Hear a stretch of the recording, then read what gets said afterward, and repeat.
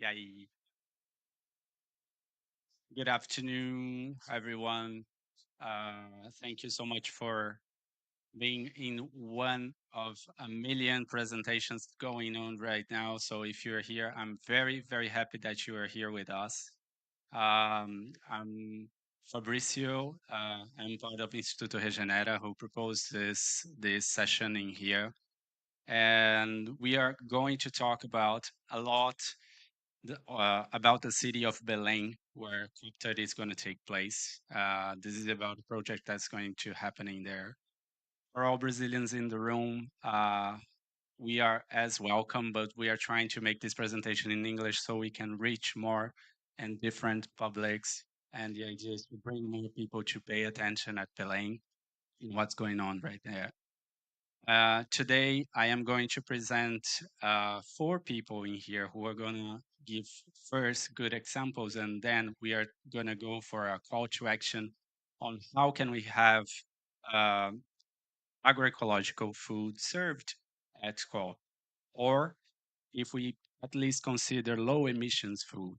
So we are going to discuss that a lot, and I'm first going to present Lana, who is the manager of Provag.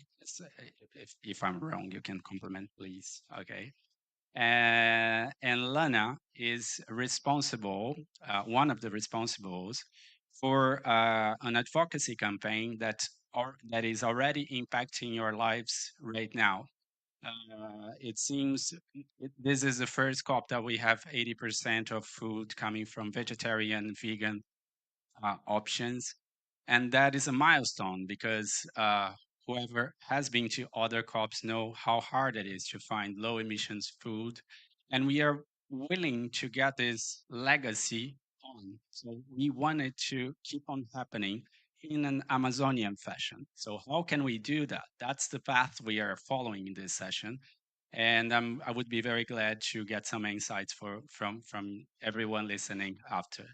So I am going to ask to put the first presentation, if you guys can, so I can hand the mic to Lana, uh, and I am going to present more in detail the other invited guests in here, and they are amazing people from Brazil already developing this chain of agroecological and bioeconomy products, which is what we want to bring to COP30. So, Lena, with no further presentations, here you go. Thank you so much. It's a pleasure to have the invitation to provide this example. When I heard that the name of this event was Will Clubs Ever Have Low Emissions Food? I'm really glad that we got the chance to connect about how we already have worked to have low emissions food in this conference right now. How there have been past efforts leading up to this, and I'm not saying that we have got it perfect already. I think Brazil could definitely build on this ambition. I hope that it will, but we have definitely been working on this. We already have a background of advocacy and passion in this area. And so, to start a little bit, uh, I know there's a lot of information. So here's an idea, a look at the background. So in the last 2 years, we didn't see too much improvement in COP27, the last climate conference. But in the year before, we already had some efforts, especially to label the food and show what was more sustainable, the different emissions, so you can have an idea how to pick the better food. So we did get that, and of course, there was a year skipped for the pandemic, but we have worked on that before, the company Climato, and we also had a youth campaign, the same one that we partnered with this year called Food at COP, and that has been active since COP25. So that is in 2019. Late 2019, at a group of young people from around the world who have been talking about, okay, we are going to these climate conferences, and we know food systems and agriculture have a big impact on climate change. So let's make sure that we are showing that through the food that we have served. And then a little bit more of the background is that we have tried to show in the past uh, how sometimes you can have see very high emissions foods, and that can be a bit of concern. And some of the past COPs have also tried to go in this direction. So we would definitely be building on years of work and of a lot of passion. This year, these are the three different groups that were involved in the advocacy for the more plant-based food that Fabricio mentioned. It's Yango, the official youth constituency for UN climate change.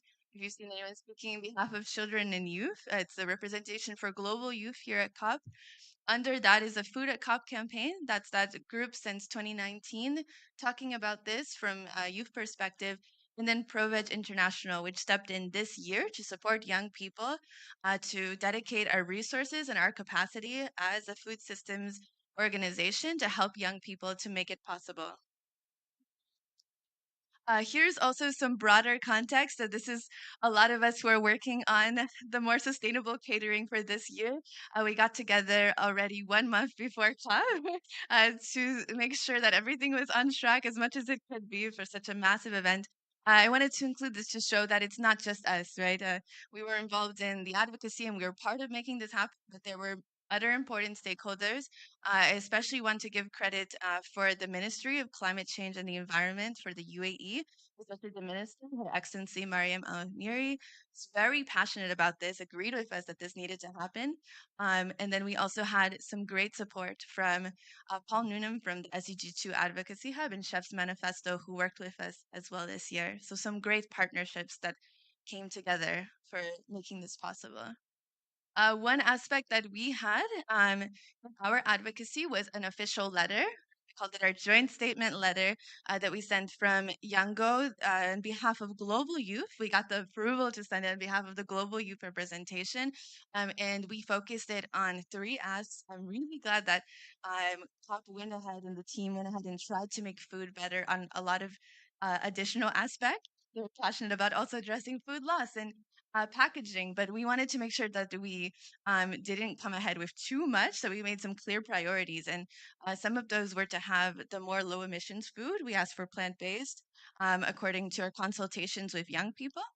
And then we also asked for that emissions label again to help people understand the different climate impacts of the food. Here's a little bit of the timeline that went into this. I won't go into all of the details. You can ask me more afterwards if you're very curious. But basically, after we sent the letter, we got a response from the president of COP28 himself, saying he wanted to show sustainable food systems in action in this conference and was going to work to make our requests happen. And from there, it was a lot of meetings, a little bit of communication as well, uh, presenting officially to the decision makers, implementation makers, and the catering and sustainability teams, providing them with resources as we could, and then coming together already around a month ago to meet all the chefs, the caterers, the food producers that went into this. And so I, of course, want to provide some of our learnings from this experience, not only how it happened, but kind of what you can think about in hopefully continuing this very important work that we care so much about from ProVeg International and from youth as well. And one of the main points that was brought to us was cost. When we started talking about this, oh, we want to make this happen, but it could be very expensive. Is there a partner that could help us to make it cheaper, to support this? It was one of the main concerns in terms of looking at, oh, this is different from what we are used to. It could bring about more costs, was one of the main points that we would then talk about. Some of the other ones are, of course, the COP team and the implementers can set guidelines, like telling all of the vendors to do the 2/3 vegan and vegetarian. But if they don't are not able to live up to it or follow it, making sure that you get as much of that implementation and the people who are serving the food itself following through with that. Some of the other points are some fears about there are people from all around the world, even if you haven't heard from them that they might be against you're scared to take the risk of what if this upsets someone if you go too far. Of course, we haven't seen that happen, but something to maybe check with everyone and think about. And Some of the other, and I'm happy to go in more into this as well, it's just a very large event. Decision making teams had some different ideas about how to do this, how to approach this. And then, of course, so many different factors, in terms of how is this successful? What do we count in terms of the target of the emissions that we want to stay under for the food? Um, and those are some of the things that they talked about, and then including so many different aspects that they brought in, like more sustainable packaging and um, counteracting food loss and waste as well. But at the same time, there were factors that helped us to make it possible. Having a champion in the high levels was very helpful, to have someone from a very high position in COP saying, I agree with the civil society, with the young people, with this advocacy campaign that is trying to reach us. We need to do this and bring that forward. And also making sure we talk about this early. So I'm very glad we're doing that here today.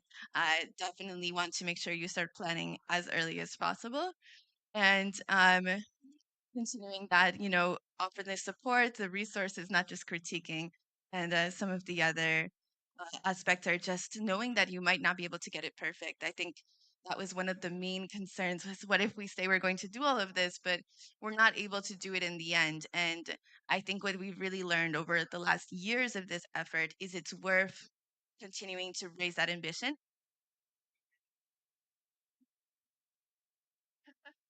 It is working back. Hello? Okay. Yeah, there's space to raise it further again, but let's continue trying. Even if we can't do 100, let's continue to make it higher. So, thank you for having us share this example, and I'm so glad that you're interested in this as well. You. I am the one to thank because actually we wanted to start this conversation by a provocative way of doing so. So it's possible. When I made the question for the event, we actually didn't know about this initiative. So now we know about it, but we also can do it in a different way there in the Amazon. I'd like to ask to put the second presentation, please, if you can. So now I'm going to talk a little bit more on Belém, where COP30 is going to take place. So one thing that we might not notice from here is that, well, if we think of the infrastructure in the other COPs and the infrastructure here in Dubai, we definitely do have a lot of infrastructure in here. But some of the infrastructure that is going to be built for COP30, which is in 2 years' time, might help the city of Belém after that. So we are talking about, for those who have never been to the Amazon, it is always important to mention that the Amazon also has an urban Amazon, which means 30 million people live inside the Amazon in cities. So Belém is the second biggest metropolitan area in the Amazon. We are talking about more than 2 million people divided in eight municipalities. And the city of Belém, it has more than a million and 700,000 people. And so I'm going to talk a little bit about this work that we've done there for a while, which is how can we see agroecological consumption happening in Belém? So we went there to study that and to foster this consumption. And by that we made studies for 3 years. And these are just some of the results that show that there is a possibility to bring these people together for catering for COP or for other initiatives for feeding at COP. So um, I'm I'm from Instituto Regenera, so these are some of the projects we are working with. I forged this map because this is about the places where we have mapped distribution of agroecological products and how they are concentrated in the city. Probably COP is going to take place in another place outside here, but we wanted to see that to understand how people are consuming there in Belém in different categories. We also noticed that supermarket chains are not um, uh, sorry, I lost the word. Supermarket chains are not a partner at all by this moment. We hardly can find uh, agroecological food in there, and 80% of the food comes from out of the state. So these people in there are mostly civil society organizations who were working with farmers, and then they developed their own chain of reselling food. By those places, we mapped where these farmers came from and several networks that we found of agroecological production and how are they reaching or why are they not reaching the city of Belém. So we have this data gathered. It will definitely grow because it was made 1.5 years ago. But I'm just giving this example because we know that it's possible that these people will be on the table when there is the opportunity to feed. Um, we generated some of the guides, which helped define 6 possibilities on how do you do agroecological consumption or commerce in a different fashion, not in the way you find in the supermarkets, but telling where it comes from, what, how can you be transparent on how these producers are, how much are they getting for this production, and how can they work together. These people who are reselling food can work together, not compete, to get more options of foods in the city. And as you can't find that in the supermarket, you also can't sometimes you don't even learn how to eat those foods which are part of your own cultural heritage. So it's also about habit. How can we form those habits again, and how can we guarantee more access to people, because actually most of agroecological production only is consumed by richer people in the city. So the idea is to make it more available to poor population, especially by the role of state, and waste policy also as an issue for this. So we generated 2 guides, which we are presenting and trying to replicate in different places. We have them in English, Spanish for anyone willing to have them. I can send after. And we had some results talking to people in there, more than 80 actors already affected by this presentation and what we have found so far. And now we also have to address that we have food systems already responsible for 30% of emissions. We have a country that not only is bringing back policies we used to have against deforestation, but we still have a big part of our emissions coming from deforestation and agricultural activity together with livestock. So we have to address that. Most of countries are struggling with the subject of fossil fuels. We do have that issue too. But what is massive in Brazil is what is connected to the production of food. So we have to bring industry together. We have to bring other actors together. And this is something that Brazil has to show as a commitment in the COP30. That is very important from here to there, but anytime, because we know that deforestation will only become something that is not lucrative, that is not interesting to happen if we generate other options. So buying from local producers is generating other options. Um, this is just a little bit of context. Beware, Belém is going to be very hot. That is very important to know whenever you reach there. We are really going in this way, unfortunately. So we are trying to build what could be an agroecological capital. Belém as being the first agroecological capital. So with pesticide-free food, coming from short circuits, coming from close, and if we can foster urban agriculture from here to there, why not? I mean, why not having food produced inside the city? Belém has 39 islands in the river. So we are talking about people who have great gardens and producing gardens. So quality food as a right for all. So we are not only talking about food that people can buy, but also applying that in school meals and other public policies that Brazil has already shaped so far. And how can we bring solidarity economy to the table? I mean, normally they are not in these big events, and we do have a great network of solidarity economy institutions in Brazil. And local food culture, what I told about the habits, maybe some of the people don't even know that they had this heritage and this possibility to eat food from the Amazon, because 80% of the food is coming from outside. So we are bringing it back. We are showing how can we do it, and traditional communities and knowledge respected and preserved in the process. Marcelo is going to talk much deeper on this subject, but we definitely have a lot to show to the world in terms of traditional communities knowledge. So I'm going to stop here this presentation, and I'm going to ask if they can put Luis. We have a connection with Luis Cape from the Minister of External Affairs. He is in the sector of food security, and there is a special coordination for that.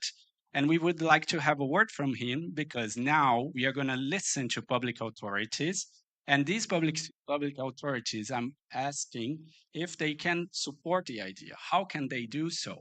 So that's the reason why we wanted to bring the Minister of Ministry of External Affairs, because they are going to do the dialogue with UNFCCC. So lots of the decisions comes from there.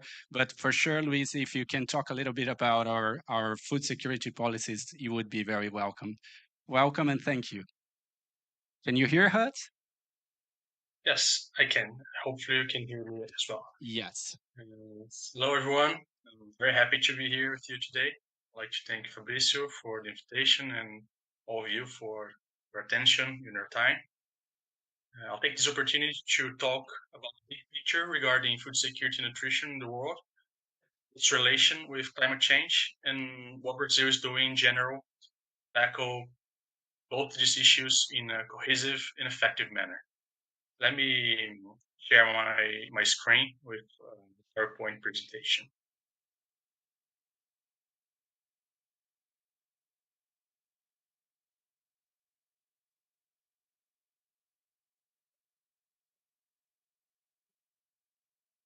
So as Fabrizio said, my name is Luis Kepi. I'm the Deputy General Coordinator for Food Security and Nutrition in the Ministry of Foreign Affairs of Brazil.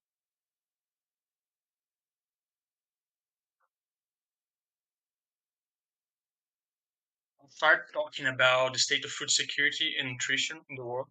And in one sentence, to summarize, the state of food security and nutrition is dire. After important advances in the first 15 years of this millennium, things unfortunately took a turn for the worse due to the economic and the climate crisis, as well as the pandemic.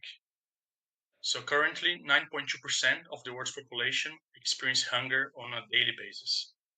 And not only that, but hunger seems to be stabilized in very, a very high level, quite far from the Sustainable Development Goal number 2, to reach zero hunger by 2030. So we need to get back on track as soon as possible if we still want to have a chance.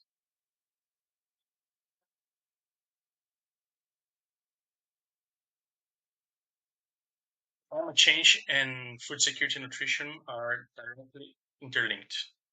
Food security has 4 dimensions, and they are all impacted by climate change. The first one is availability. So, as you know, changes in rain and temperature patterns and the increase in the incidence of extreme weather events and disasters can reduce production, can not only reduce production, um, but make health diets much more expensive. Access to food is also impacted, since climate change can burden infrastructure and raise costs in this area as well. And the utilization of food, the third dimension of food security, is also impacted, since the reduction in biodiversity can intensify the so-called dietary monotony, which is very common in poor areas. And dietary monotony means that diets can become even less diverse and nutritious.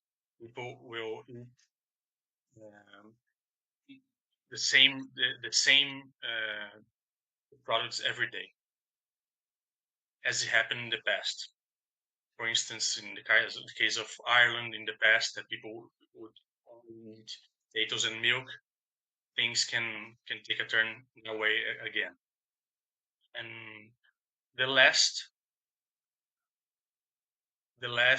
dimension of food security is stability, which impacts the other three. So in a more challenging and complex world, availability, access, and utilization of food are all less stable. Food systems are also important contributors to climate change. In the world, they respond for 23% of greenhouse gas emissions. And in Brazil, as well as in another big agricultural players, this percentage is even higher. In the case of Brazil, it's 27%. And when you consider that land use changes are responsible for 48%, and that an important part of that is related to food production, you can see that food systems are very important, and they are part of the problem, but also part of the solution. They need to be discussed and be on the table.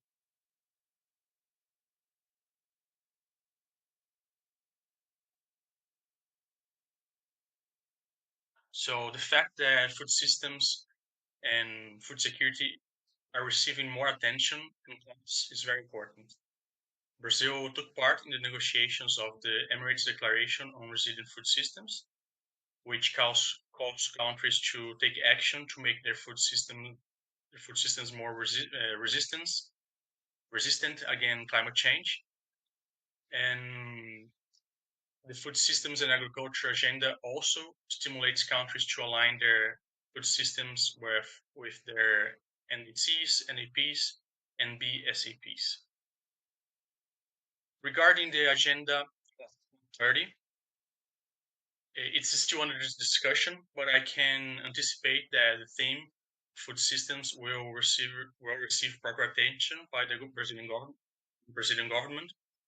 And I personally think that the idea of providing healthy, nutritious foods is very promising. And hopefully, with the support of the student and other important actors, will develop the conditions and the infrastructure to do that. As a vegetarian myself, I'm very glad to hear that the percentage of the food of the plant-based food at COP28 is quite high.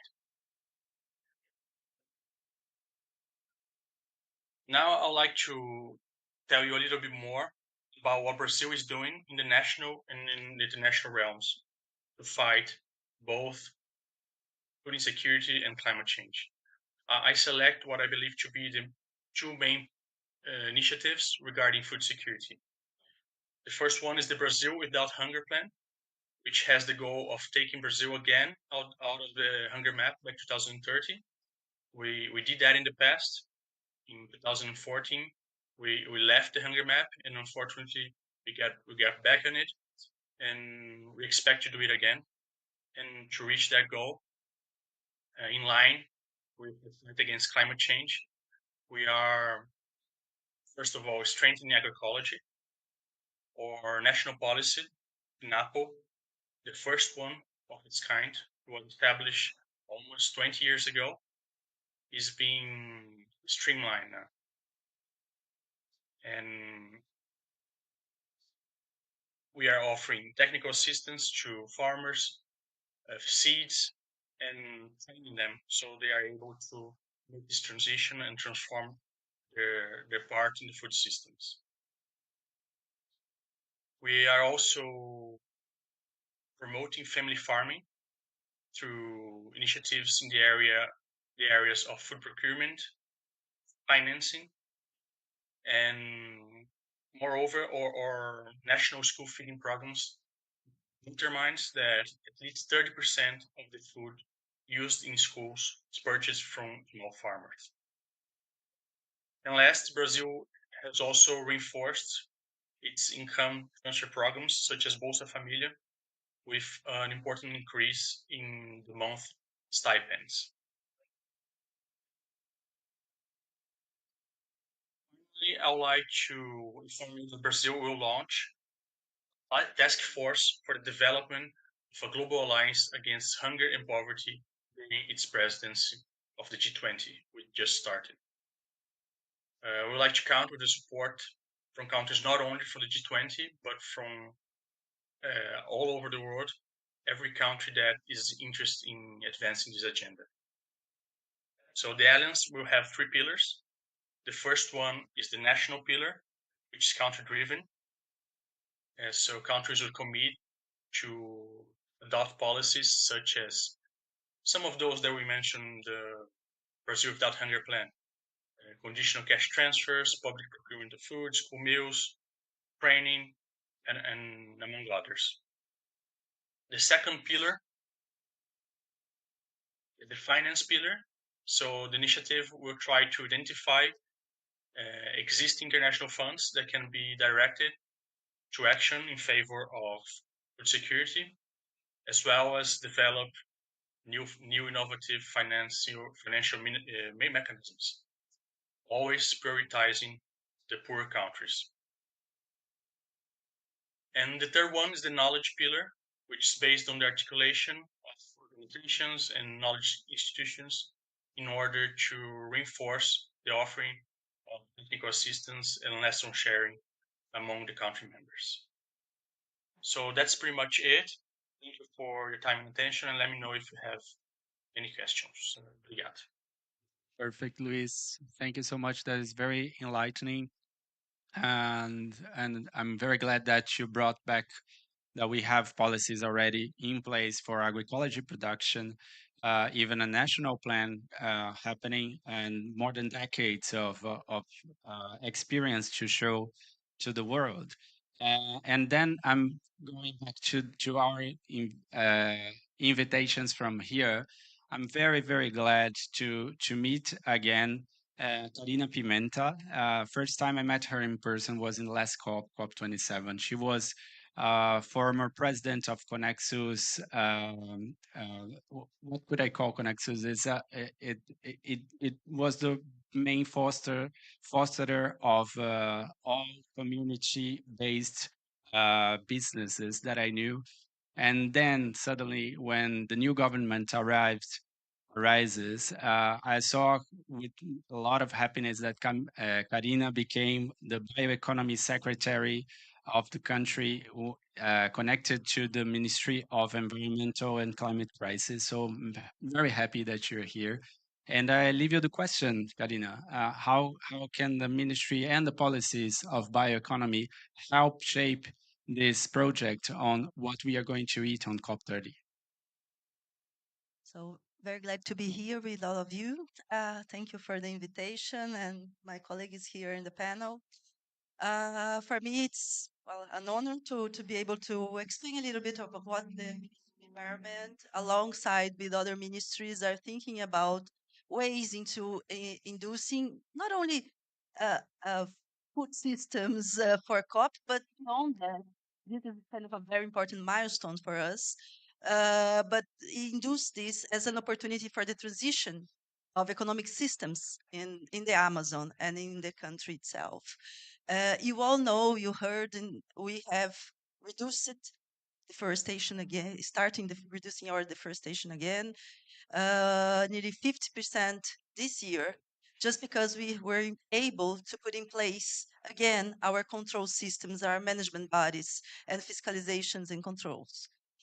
This shows that pretty much part of this number that both Luis, yeah, and Fabrizio showed, it's possible to reduce deforestation, illegal deforestation, and reach the targets that we have of zero deforestation by 230, our target as a government.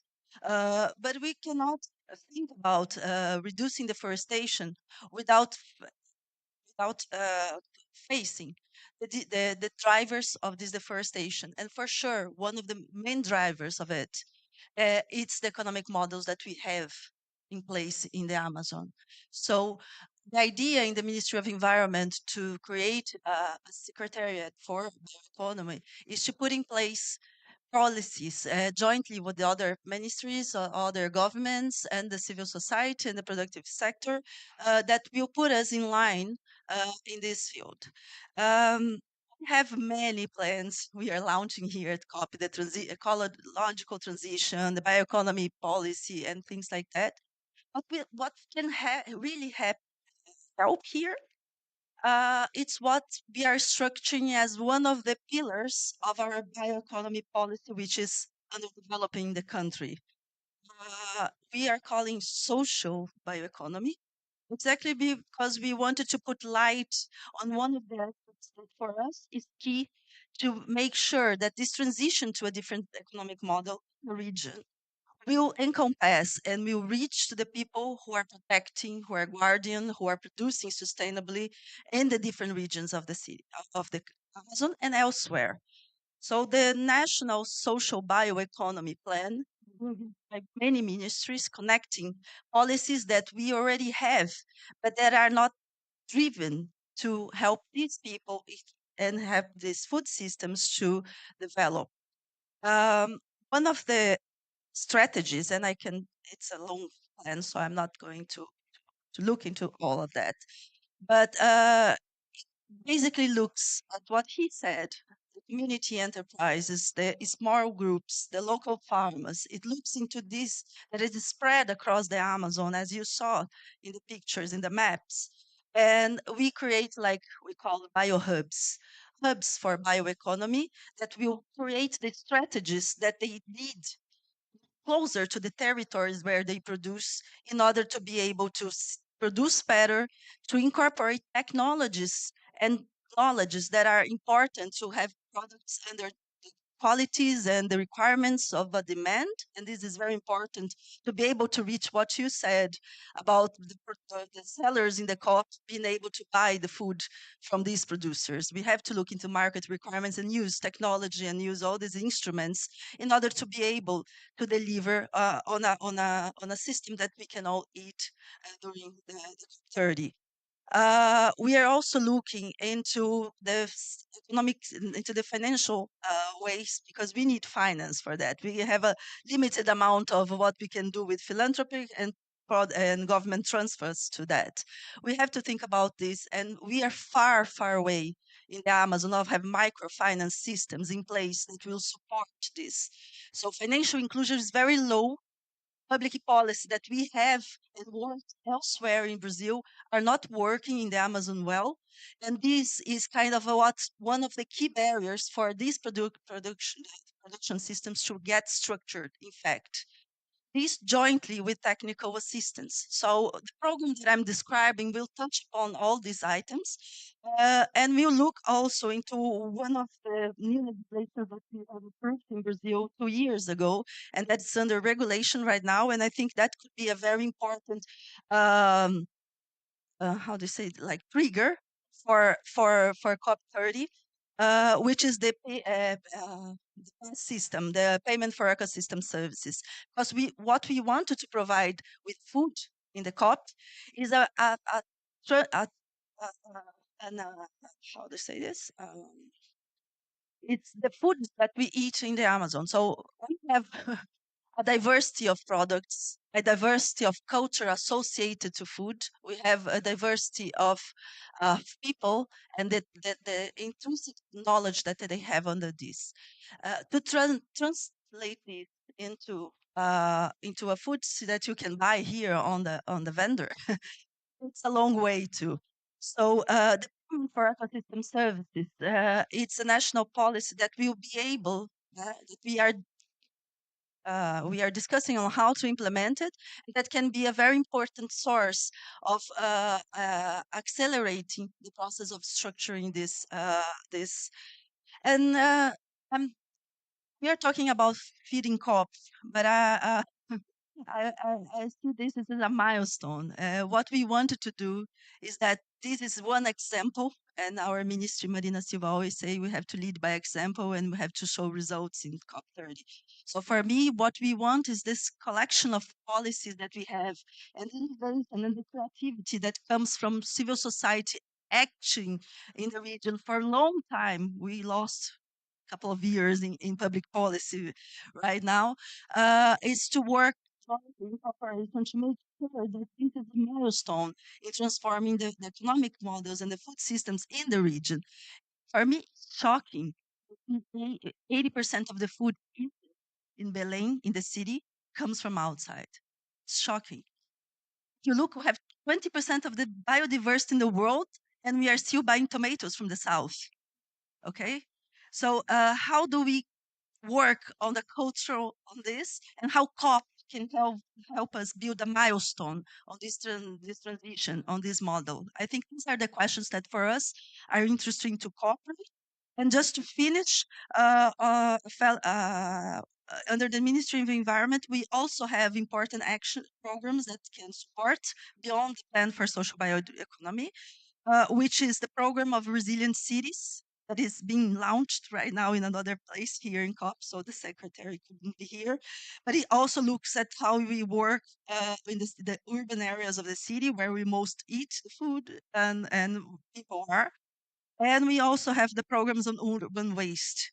Belém, it's chaotic still, and I think this is one of the issues that we have to have a task force among the different levels of municipal level, federal level, and state level to be able to work also as a milestone in being more sustainable in the urban waste residues. Just to close, uh, when we look at this opportunity that we have at COP, I think we have to use this as an example of what we want to achieve in the region.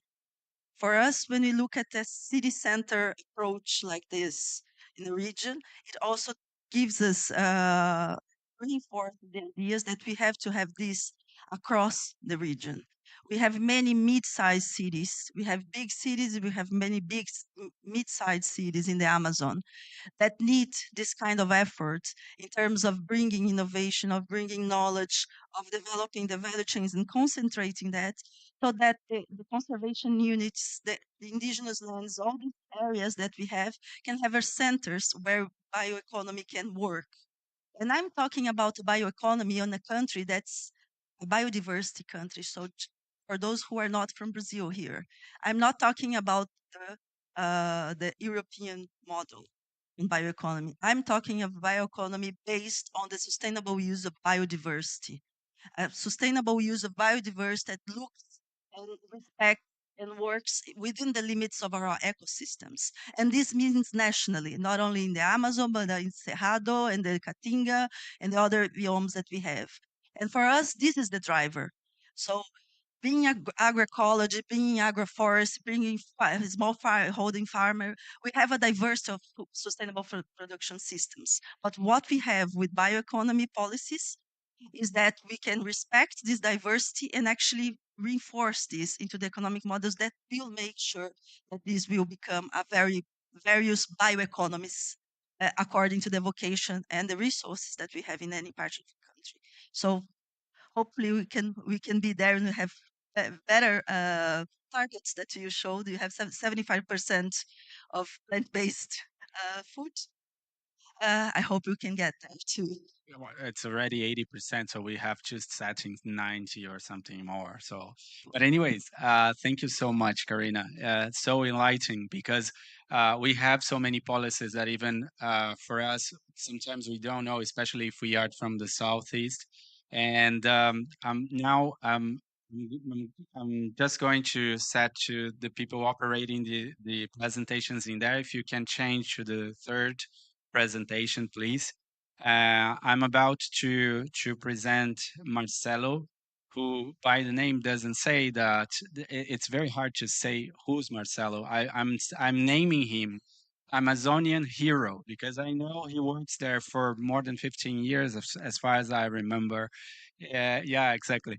And he used to work for Instituto Socioambiental, who's the most respected institution working with indigenous populations in Brazil. He knows deeply the deep Amazon. I couldn't think of anyone talking about this issue other than Marcelo. Luckily, he was in here, and he reminded me of something, which is a trajectory on the title of this panel. You know, I asked, when will COPs ever offer low emissions carbon agriculture? Then I noticed with Lana that that was in place, that was happening.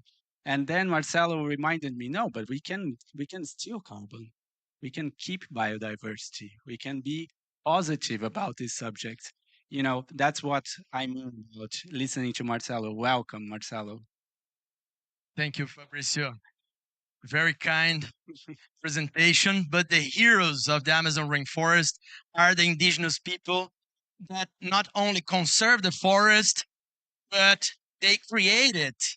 Like what we see here, it's the results of 10,000 years of management, of collecting different vegetables, domestication, and transit and carry from one side to another side. Like I live here in Altamira, in the banks of Xingu River. This is the Xingu corridor. The red is the deforestation in the Amazon rainforest. The dark green, indigenous territories, light green, conservation units. Thank you for your challenge. It was my first point of this presentation. I think we should challenge ourselves, not only the Brazilians but all the international community, to not have a low emission food in the COP, but to provide a positive emission food in the COP, and create like the first nature positive COP, not only carbon. Let's create the first nature positive COP. And I think the COP is a point, it's a milestone, like it's a point to reach in 2 years, but it's also a starting point. So everything that we will work from now to the COP can like inspire and transform into new models of business, new models of partnerships, and so on. So next slide, please. You have the control. Okay. So, like in Brazil, the emissions are mainly because of the Amazon rainforest, for the deforestation of the Amazon rainforest. So the municipalities of Brazil, the most deforested municipalities in Brazil, are in the Amazon rainforest. Altamira, where I live, emits more carbon than São Paulo, for example, because of deforestation. São Paulo is it in the 5th place. So Amazon rainforest is key to achieve the goals of Brazil and to balance the climate of the world, not only because of the carbon, but also because of air conditioning effect because of the flying rivers and so on. Brother of Carlos Nobre, Antonio Nobre, talks a lot about it. It's a great Brazilian climatologist. So what is going on in the Amazon rainforest? Because of the indigenous people working there, managing the forest, 50% of the Amazon rainforest is hyper dominated by 227 different different species. It is a huge food stock, but what happens? It's far away. The logistics is crazy, and the products came to the city very expensive. If we look just to the product itself, like the vitamins, carbo, minerals, and so on. So, but each product that comes from the indigenous people carry conservation. So the challenge is how can we connect the payment for environmental services, the carbon credits to not finance, but to pay part of this food. So complementary to the agroecological movements around Belém, the challenge is how to get the food from the forest. Must be dried or in oil form, so we need to invest a little bit in technologies. There are many associations already doing it, so we have a big challenge from here to the COP to make it happen. And we need to invest in technologies inside the communities. These are some examples, but there are many possibilities. And the forest can provide, for example, nuts, diverse kind of fruits, manioc, potato, which is very special fermented salts in Brazil. Uh, Oils like babaçu oil, patawa oil that can replace, for example, the soya oils and so on. So the Amazon rainforest can provide a lot of things. And there are different groups of organizations that works with indigenous people. The cooperatives and local associations, for example, as Middleland Network, where I work, Copai and Kabu Institute from the Kayapo people, cooperatives from farmers like Cepote X, Cacauê, and there are several startups in the biodiversity ecosystem, most of them in Belém. It was just launched an association called ASOBio, connecting lots of startups in the ecosystem. I represent one of them, Mazomana. So this is, we have a way to make it happen. And we could work, for example, to each delegation in the COP to do the neutralization of their carbon, paying for the food system in the forest, and create this nature positive COP. And to just to connect with one point that Karina said, there is a public policy in Brazil that is returned now called PAA. It's Food Acquisition Program, and the government buy the food from traditional communities and agricultures, and donate the food for the social assistance equipments in cities. Just in the Middleland, now is going on a project with 1.5 million reais, which is $300,000, with more than 60 different ingredients. So a drive to promote this food diversity and to scale until the COP may be this kind of public policies, and part of this food can be can have like a extra amount to be delivered in the COP. So in summary, we need to connect like payment for environmental services, carbon market, and recognize that each kilo of products in the forest carries conservations, and we can prove it. And through that, we can create the first nature positive COP together with local farmers, together with the cities, and I think Belém will rock. Let's do it. Let's do it. Definitely. Uh, I love to listen to Marcelo. I always live with this energy whenever I listen to him. So we have time for one question and then final remarks. If anyone wants to set any doubts from the public. Okay. Hello, everybody. I'm Karina. I'm an organic farmer from Brazil, and I'm really happy to be part of this conversation. Thank you, Fabrice, to organize it, and thank you, everyone, to come to share with us. I'm part of Rede Ecovida Network PGS system, and we have a network of PGS network.